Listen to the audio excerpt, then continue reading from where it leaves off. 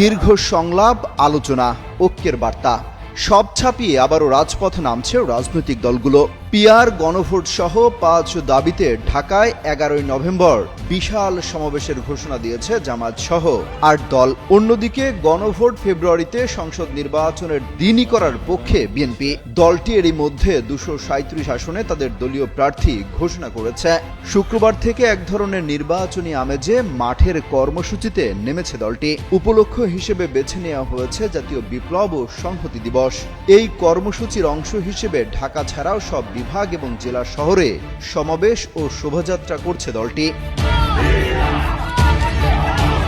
বিএনপির শঙ্কা, পিআর এবং গণভোটের দাবি নিয়ে যারা পরিস্থিতি ঘোলাটে করছে তারা মূলত ফেব্রুয়ারির নির্বাচনকে বানচাল করতে চায়। রাজনৈতিক দলগুলোর এমন পাল্টাপাল্টি অবস্থানে সুযোগ খুঁজছে পলাতক আওয়ামী লীগ, যার ফলে কার্যক্রম নিষিদ্ধ ক্ষমতাচ্যুত আওয়ামী লীগ 13 নভেম্বর ঢাকা লকডাউনের ঘোষণা দিয়েছে। চালাচ্ছে প্রচারণা, করছে চোরাগোপ্তা ঝটিকা মিছিল। ফলে নতুন করে উত্তপ্ত হয়ে উঠেছে মাঠের রাজনীতি।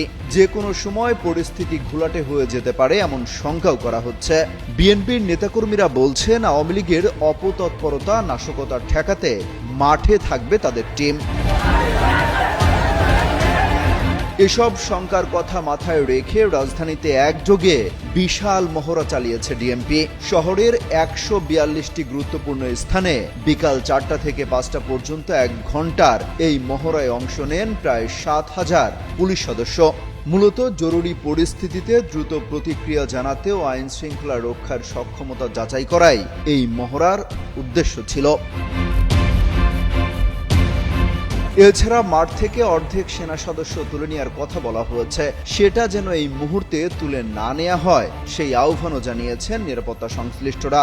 শঙ্কা করা হচ্ছে শেখ হাসিনার বিরুদ্ধে মামলার রায় ঘোষণার তারিখকে কেন্দ্র করে ব্যাপক নাশকতা চালাতে পারে আওয়ামী লীগ। সেই সব শঙ্কার কথা মাথায় রেখে মাঠে সেনাবাহিনী রাখার কথা বলা হচ্ছে।